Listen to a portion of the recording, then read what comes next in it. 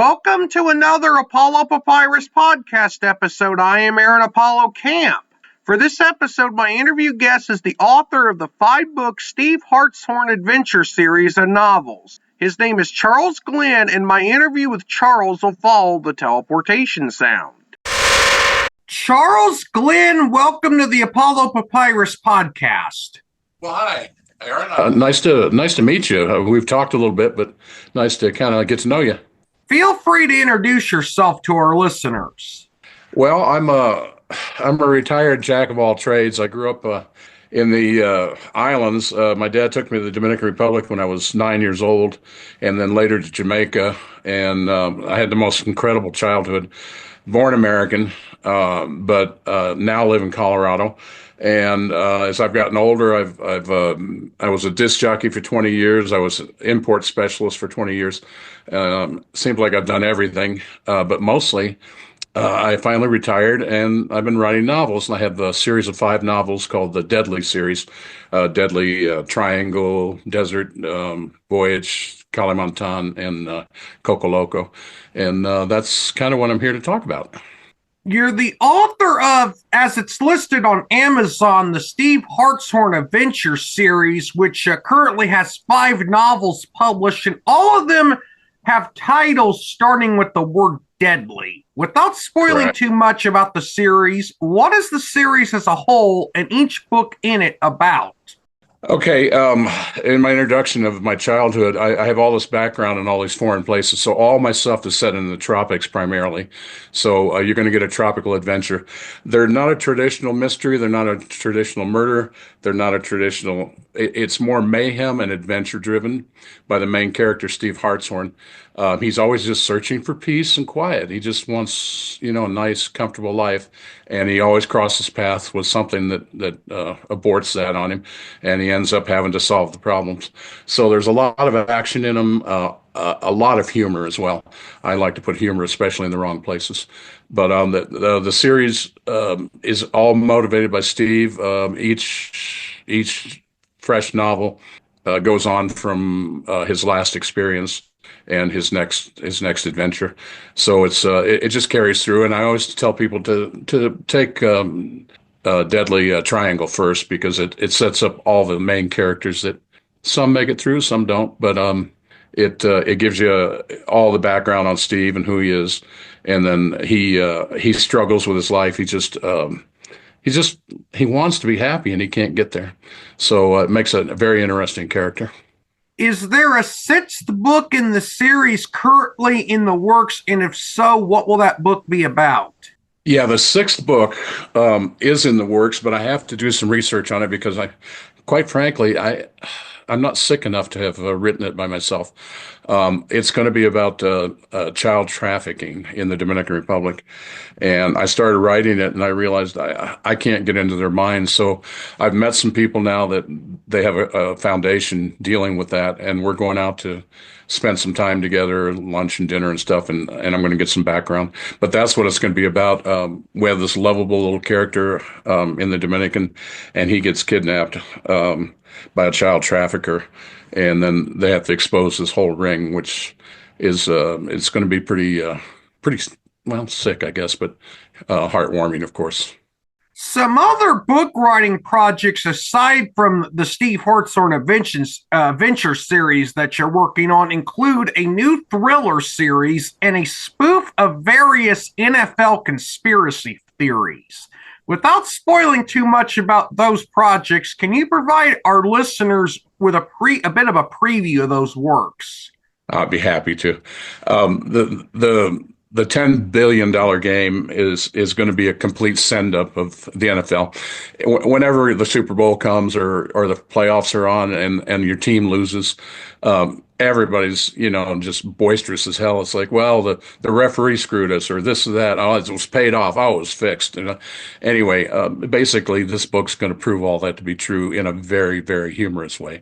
It's just a complete send up. It's going to be a lot of fun. And then the other series, excuse me a minute, dealing with a little cold. The other series is going to be called The Guy, and it's going to be a thriller series. The Guy is a for hire by referral only and only from the highest references. Wet work man and assassin, and also a world kidnapper if need be.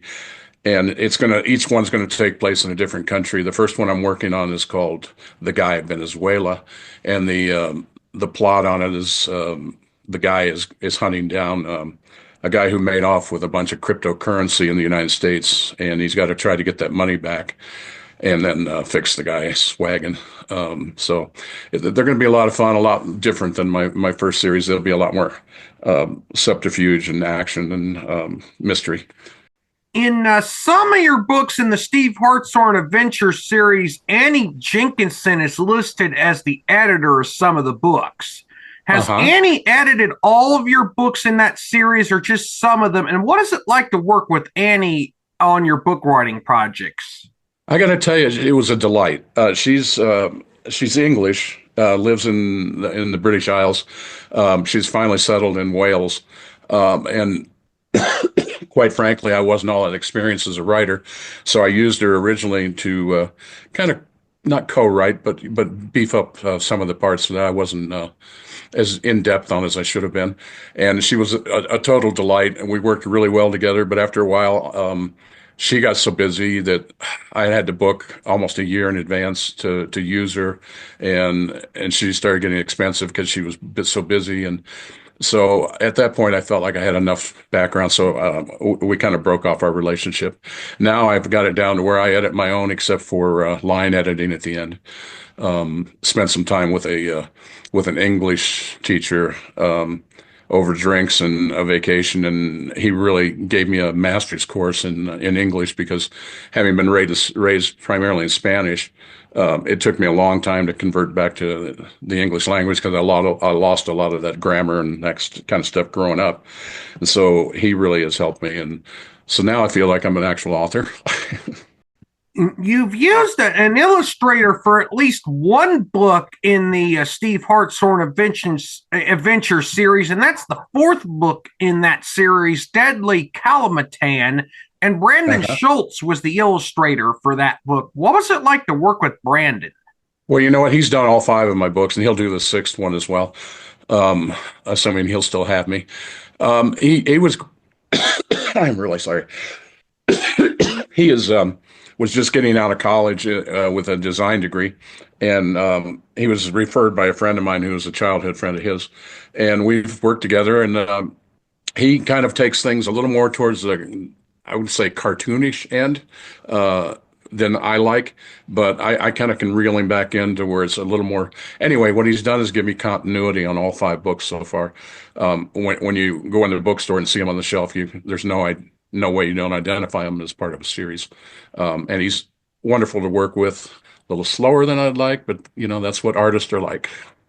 What is your writing process like if you have a writing process? Yeah, I like to tell this story. Elmore Leonard was interviewed, and I don't know if you know Elmore Leonard, but he's one of the classic crime fiction guys. They asked him, they said, how do you outline your books? And he says, I don't outline my books. And they said, well, how's that possible? You have to outline. He said, no. He says, I have an in-depth character study. I know this person inside and out, and I just let the character write the book.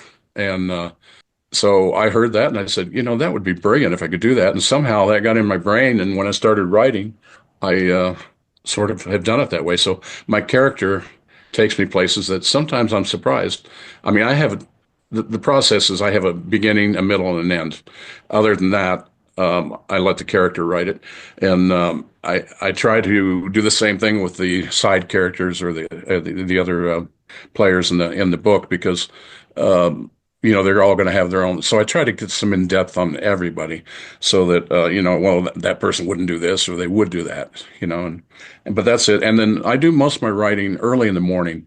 Um, when I first wake up, my mind is probably as flexible as it's going to be all day, and I'll get up and then I'll go back to bed and try to lay there and go back to sleep. And if I can't, then I start fixating on where I left off in the book, and odds are 9 out of 10 that I'm going to come up with something there, and then I'll go, oh crap, okay, I got it, and then I go down and write. So for about 2 hours in the morning, I'll write. what I've come up with, and then I just leave it. I don't fuss over it all day. I just leave it, and then the next morning, it'll start coming to me again in my dreams and that kind of stuff, and it really works well for me. I know everybody has their own system, but that's kind of mine. What are the easiest and hardest aspects of writing books for you?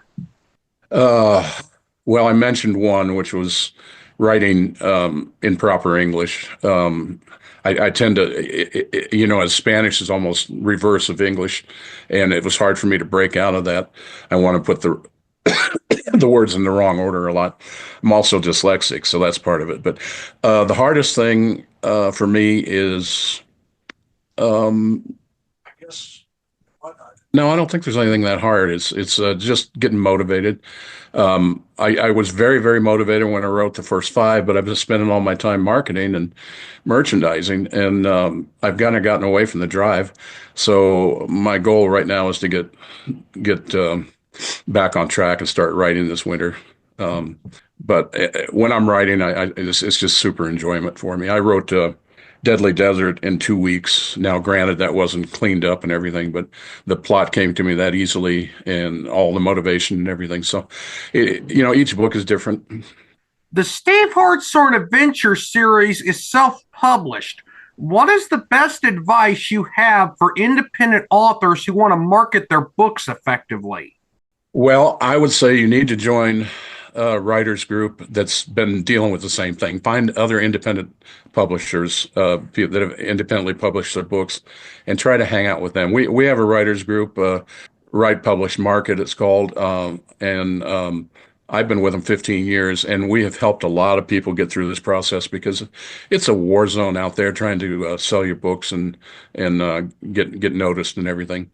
The other thing I advise is what I do and my friend does is we get out there in the public. He sells through supermarkets on weekends and also through Barnes and Noble, and then we both sell through farmers markets all summer. We just set up a booth, and I have a side product which is kind of well, it's plantain chips, which is kind of relates to my Caribbean stuff, and he has some other stuff. And anyway, we do these markets, and we just sell them to the public. And the good thing about that is you get to know your writer or your readers, and on top of that, you get a lot of feedback from them, so it helps in your future writing. But I'd say, don't depend on a lot of these people that come on to you online because um, most of them are just out there for a quick hit. Hook up with people that have gone through the experience, and don't be afraid to talk to other writers. You spent 2 decades designing pottery. What was that experience like, and what types of pottery did you make? I was selling some pottery. I ran into a man at a trade show who had Indonesian pottery, and it was totally unique, very well carved, and had great points. And I said, can I carry your line? He said, sure. And it ended up taking over all the other lines I was selling. And then we had a row, and he kind of screwed me. And so I went out and started my own import company. And it was the most delightful thing because I would go down to Bali, Indonesia, and then out to the other islands to design. And I would take, I was primarily Southwest pottery or Western and Indian, American Indian. And I would take those designs with me and then take the pottery they already made, the shapes and the size, and then I'd have them add these touches to it. And it turned out to be a real hit for me. People liked it. It wasn't as expensive as buying Native American pottery. The Native Americans didn't mind. They thought it was very clever and very pretty. And so I had a good run on that for almost 20 years. And then the economy crashed. And at that point, I'd moved up to very expensive pottery. And unfortunately, I was stuck with a lot of expensive vases that actually put me out of business. But I wouldn't give up those 20 years for anything. One final question. You experienced what it's like to be in Jamaica before reggae became a big thing outside of Jamaica, and you even saw Bob Marley and Peter Tosh performed from the back of flatbed trucks in Jamaica before they were big stars. What was I that sure did. experience like? Well, you know what? We had no idea who they were, really.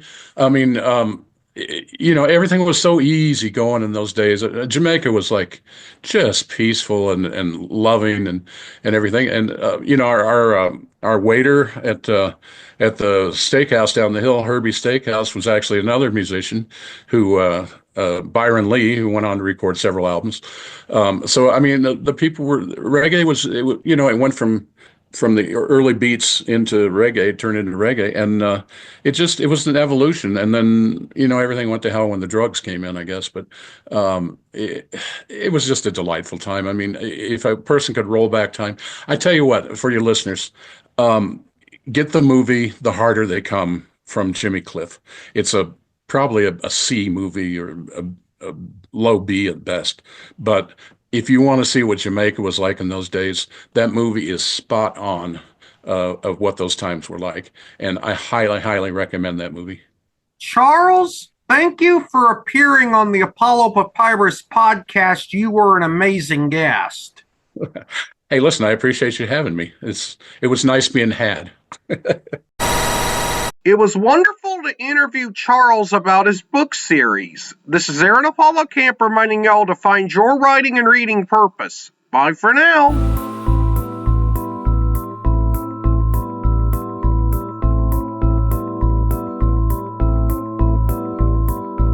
Copyright Aaron Apollo Camp, all rights reserved. This podcast episode is intended for the private listening of our audience. Any reuse or retransmission of this episode without the express written consent of the podcast host is prohibited, except under fair use guidelines. Royalty-free music and sound effects obtained from https://www.zapsplat.com.